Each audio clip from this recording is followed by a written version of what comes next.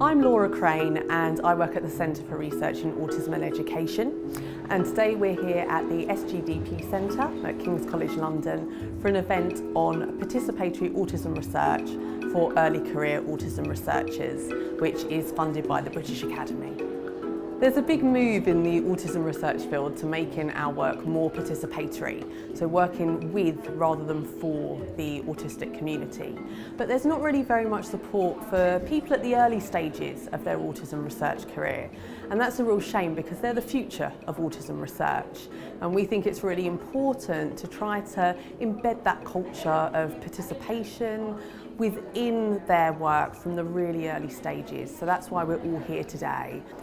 Today we have both autistic and non-autistic, early career and more established researchers telling us about their own experiences of participatory autism research.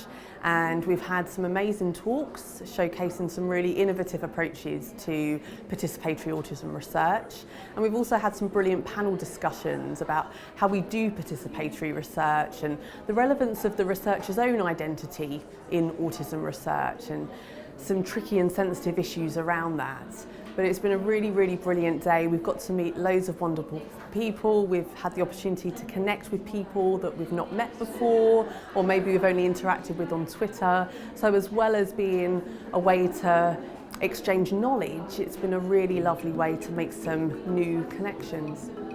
I think we're entering a new era of autism research, and I think that's really, really exciting. And I think people will go away today with some new ideas and some new connections to help make their work more participatory in the future. For some people, it might be a first step into participatory autism research, and it could be quite a small step. For other people, they could be quite far up the ladder already, and it's moving even further up. So I hope lots of different people will get different things from today's event, but this will be really beneficial in very different ways.